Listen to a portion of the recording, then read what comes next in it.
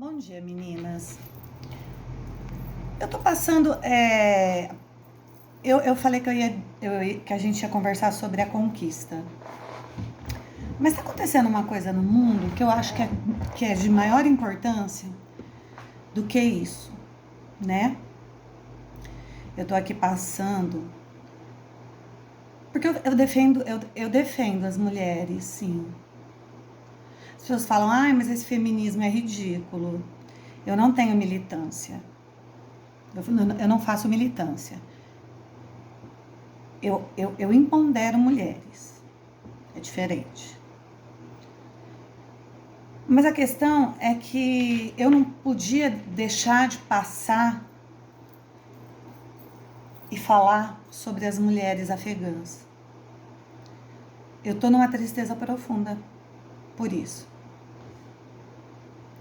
Gente, eu vou resumir o que está acontecendo para vocês. O Talibã é um movimento que surgiu, um movimento estudantil que surgiu há anos atrás, que tem uma interpretação errônea do Alcorão. Por que errônea? Porque infringe os direitos humanos. Eles levam o Alcorão ao pé da letra. Como aqui no Brasil nós temos várias igrejas, cada uma interpreta de um jeito a Bíblia, cada um vive de acordo com aquilo que acredita, e eu respeito. Por quê? Porque são religiões que não infringem os direitos de ir e vir, os direitos da dignidade, os direitos humanos. E o Talibã faz isso. E ele faz com a mulher. A mulher é tratada como escória. O que está acontecendo lá é muito grave, gente. Aqui nós lutamos por direitos de igualdade, salários iguais, de direitos iguais que os homens, né? E lá elas lutam pelo simples fato de poder ir à escola. Eu vi uma imagem de uma família. O pai e a criança estavam dentro do mar e a mulher para fora de burca. As mulheres, elas têm que se cobrirem inteiras. Elas não podem pintar as unhas, porque os dedos são decepados. Elas não podem frequentar a escola, elas não podem ser alfabetizadas pelo Talibã.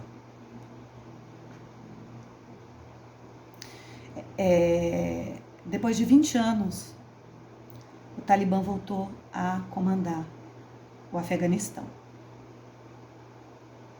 E aí vocês vão perguntar para mim, mas o que eu tenho a ver com isso? Tudo, você tem tudo a ver. O que eu posso fazer? Você tem voz. Você tem rede social. Faça algo. Ore por essas mulheres. Rezem por essas mulheres. Porque é um sofrimento absurdo. Eu acho que vocês viram aquele avião cheio de civis, gente pendurada na asa, caindo. Como é que eu posso não falar disso, gente? E falar de conquista nesse momento? Eu não consigo. Não é de mim isso. E eu precisava falar dessas mulheres. Porque os homens também, o Talibã também é rigoroso com os homens. Mas com as mulheres, ele é cruel. Então eu queria falar para vocês fazerem algo. E eu vou dar um exemplo aqui de uma das meninas mais maravilhosas e inspiradoras do mundo, que é a Malala. Se vocês nunca ouviram falar da Malala, eu vou contar a história breve dela, porque não quero fazer um vídeo longo. A Malala, aos 11 anos, ela morava no Afeganistão e o Talibã estava no poder. E ela fez um blog. Ela estudava escondido. Ela fez um blog para incentivar e para lutar pelo direito das meninas frequentarem as escolas aos 12 anos. A Malala. A família dela começou, e o pai apoiava. Isso que é legal, o pai dela apoiava, a família apoiava. E a Malala, e a família da Malala começou a receber ameaças de morte do Talibã, né? E aí ela conseguiu refúgio no Reino Unido. O Reino Unido recebeu a Malala. E aos 14 anos, dentro de um ônibus escolar, ela sofreu um atentado de morte. Ela sofreu um tiro no rosto. Ela ficou em coma. Ela poderia ter morrido. Mas a voz dela não foi calada. Aos 17 anos, a Malala recebeu o Prêmio Nobel da Paz. Ela foi a pessoa entre homens e mulheres mais jovens a ganhar o Prêmio Nobel da Paz. Dentre outros. Hoje ela tem 24 anos. Olha a história dessa menina. Ela começou falando assim como eu aqui. A gente pode lutar contra o Talibã? A gente pode? Não. Mas a gente pode lutar pelos direitos de ir e vir. A gente tem o direito a estudar, a gente tem direito a tudo. Elas não têm. Então, eu gostaria demais, gente, que vocês colocassem voz nisso. Porque quem pode fazer alguma coisa por elas... Eu não queria falar nome aqui de nenhum político, mas o Joe Biden, ele pode. Ele pode expulsar o Talibã como... Na época, eu não lembro, há 20 anos atrás, quem estava de presidente. Mas foram os Estados Unidos, que é uma potência, né, uma das maiores do mundo, que tiraram o Talibã do poder. Mas ali, gente, acontece o quê? O Afeganistão é um dos maiores, é uma mina de petróleo. Existe muito dinheiro envolvido. E cadê os direitos humanos? Quando envolve dinheiro, ninguém consegue. Eles estão tendo ajudas para saírem do país? Eles estão. Mas os que estão ficando? E os atentados, as explosões, as mortes, e viver sob a tirania do Talibã. Então eu queria falar o seguinte, eu queria que você agradecesse. Porque aqui no Brasil, a gente tem muita coisa para melhorar ainda, para mudar.